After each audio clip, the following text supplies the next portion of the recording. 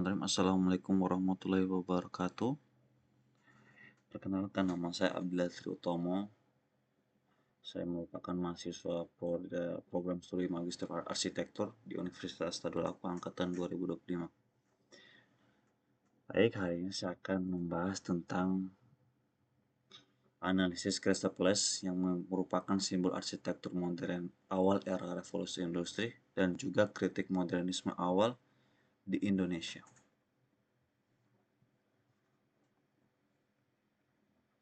Sebelum kita melangkah ke studi kasus yaitu Crystal Palace, kita harus mengetahui sedikit mengenai tentang apa itu revolusi industri dan juga pengaruhnya terhadap arsitektur modern awal. Nah, kita tahu revolusi industri itu merupakan proses transformasi besar-besaran dari ekonomi agraris dan kerajinan tangan menjadi ekonomi berbasis manufaktur, mesin, dan juga industri. Jadi apa pengaruhnya arsitektur modern awal, revolusi industri terhadap arsitektur modern awal? Jadi pengaruhnya yaitu merupakan pertama, inovasi material yang berupa besi, baja, kaca, dan juga beton. Juga ada teknologi konstruksi baru pada masa era revolusi industri.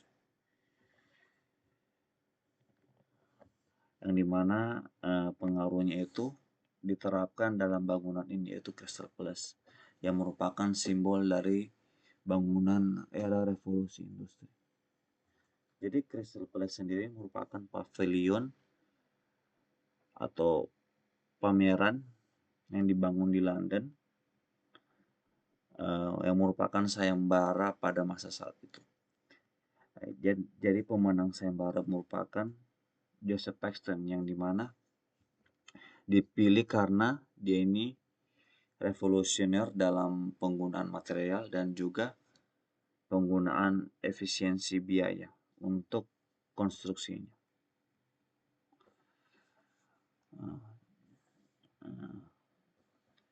Jadi Joseph Paxton ini menerapkan beberapa inovasi pada pavilion ini sendiri. Pertama, inovasi terhadap material menggunakan besi dan kaca yang dimana pada pavilion ini merupakan material yang sangat mendominasi, dimana beberapa studi yang saya baca untuk penggunaan material kaca sendiri menggunakan 84.000 meter persegi kaca, dimana pada saat itu luasan kaca terbesar yang pernah digunakan. Menggunakan 4.000 ton besi cor untuk penggunaan material konstruksinya dan juga pembangunan yang sangat cepat pada masa saat itu setelah masa era revolusi industri, di mana konstruksinya itu memakan waktu 5-9 bulan saja pada masa saat itu. Melibatkan 5.000 pekerja yang memasang 18.000 panel kaca per minggunya. Di sini kecepatan pembangunan yang tidak pernah terjadi sebelumnya. Terus yang kedua, menggunakan desain modular yang prefabrikasi. Jadi pendekatannya itu bangunannya dirakit di tempat menggunakan modul standar yaitu 10 kali 49 inci.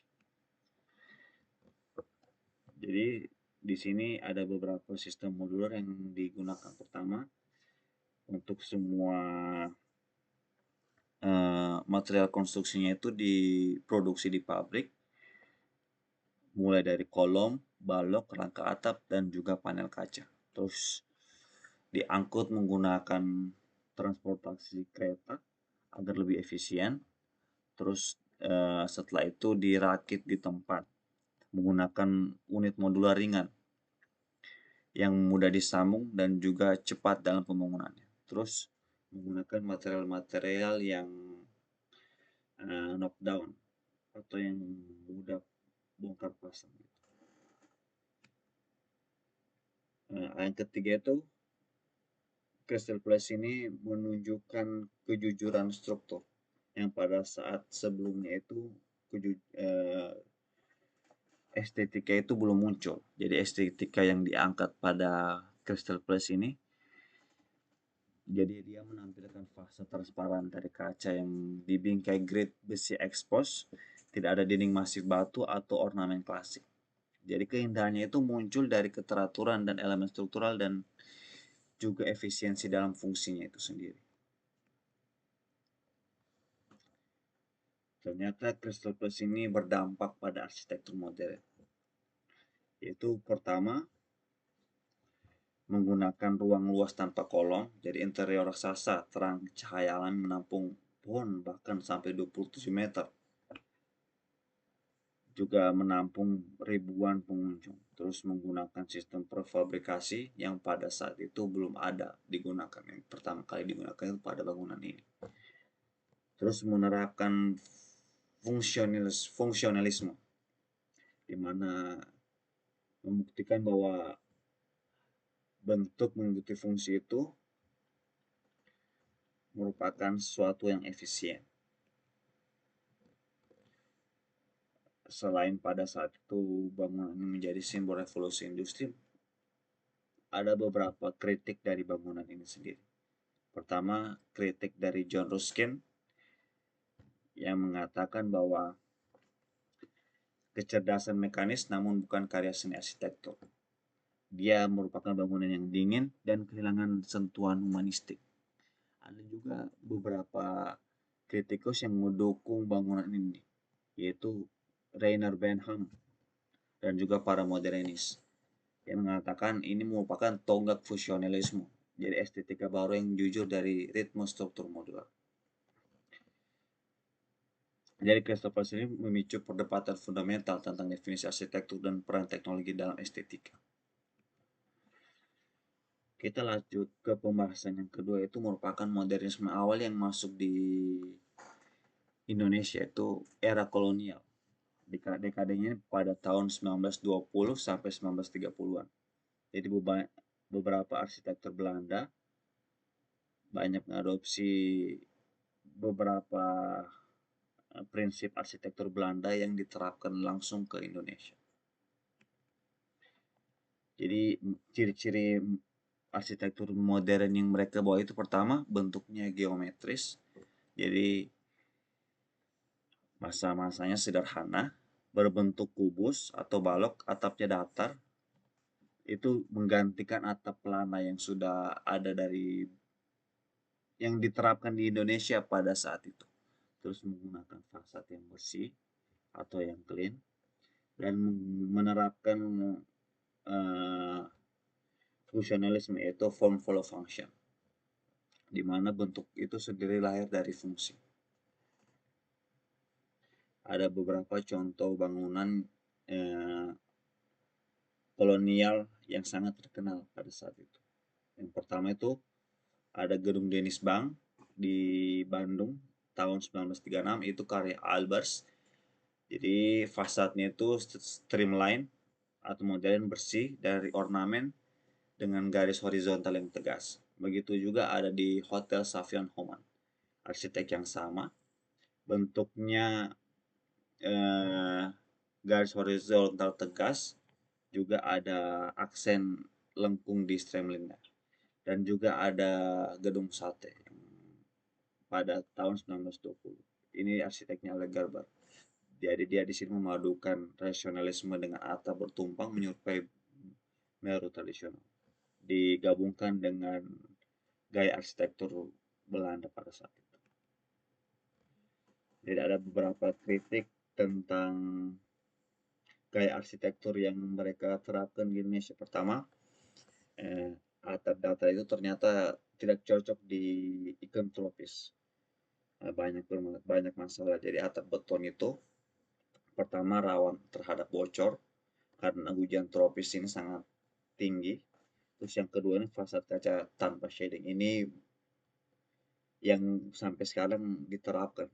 Ternyata ini banyak menyebabkan overheating, silau dan panas berlebih di dalam ruangan. Terus yang ketiga ini ada ventilasi kurang memadai. Jadi bukan ventilasi pada bangunan tradisional itu, dikurangi demi tampilan minimalis, sirkulasi udara tidak sebaik pada ventilasi rumah tradisional pada saat itu. Jadi yang keempat ini hilangnya ruang transisi. Jadi beberapa bangunan yang mereka terapkan di Indonesia ini, mereka menghilangkan teras demi bentuk yang geometris. Jadi lebih demi bangunan yang tampilan yang sederhana, mereka menghilangkan teras dengan menggantinya dengan fasad yang bersih. Juga mengulangi shading-shading dari bangunan tersebut. Selain dari kritik adaptasi iklim, juga ada kritik dari sosial budaya. Pertama, mengabaikan nilai lokal. Banyak gaya international style pada masa kolonial itu mengabaikan ornamen etnis, terus tata ruang tradisional itu mereka tidak indahkan, mereka tidak pakai lagi. Jadi mereka itu betul-betul membawa fungsi baru ke dalam bangunan tersebut.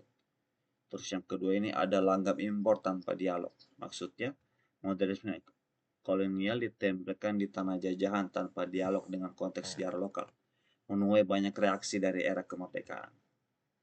Jadi ada beberapa kutipan dari H.P. Berlage tahun 1920-an yang mengatakan bahwa bangunan karya arsitek Eropa terlalu menciplak dari negeri asalnya, kurang kontekstual dengan lingkungan tropis dan budaya setempat. Ini beberapa perspektif regionalisme dan kontekstualisme. Beberapa kritik. Pertama, ada kritik dari postmodernisme, ada sintetis lokal universal, ada kritikal regionalisme, dan juga manifestasi dari arsitektur jengki tahun 1950-an. Mungkin sekian pembahasan saya. Terima kasih.